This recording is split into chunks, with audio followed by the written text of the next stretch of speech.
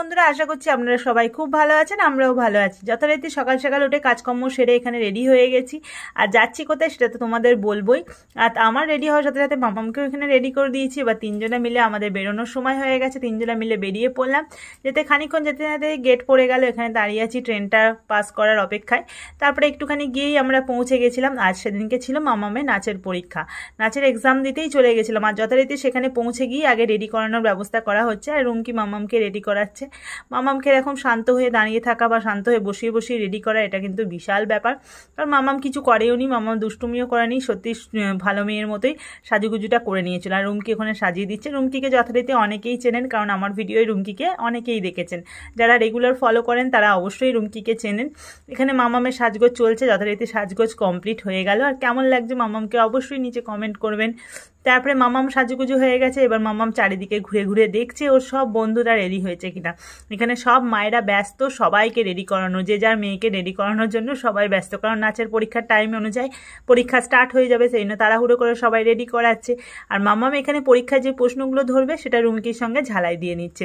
কারণ একটা টেনশন কাজ করছে যে পরীক্ষার গিয়ে ধরবে ম্যাম পারবে কিনা, সেই জন্য রুমকির সঙ্গে এখন পড়াশোনা চলছে নাচের পরীক্ষার। তারপর সব কিছু মিটে যাওয়ার পর সাজুগুজু করে এবার একটু একটু চুপ করে এখানে বসে পড়লো, একটু চিন্তায় মগ্ন হয়ে গেল, চারিদিকটা দেখছিল। তারই মাঝখানে আমি একটুখানি ছবি ভিডিও তুলে নিলাম। আর সব বাচ্চারা এদিক ওদিক ঘোরাঘুরি করছে, ওদেরকে তো শান্ত করে রাখা যায় না। সব বাচ্চারাই বলতে গেলে দুষ্টু আছে, কেউ সবাই দুষ্টু। আর সবাই তো সেজে গুজে চারিদিকে ঘুরছিল, তাই সবাইকে বসিয়ে রাখার জন্য মায়েরা একটু কৌশল করলো। মায়েরা এখানে সবাইকে বসিয়ে দিল, বললো একটু ছবি তুলবো। সেই জন্য ওরাও একটু চুপ করে বসে পড়লো। আর মায়েরাও সেই পাখে ওদের সাথে একটু ছবি ভিডিও তুলে নিল, কারণ এরকম সাজুগুজু করেছে, দেখতেও কি সুন্দর সব পরীদের মতো লাগছে।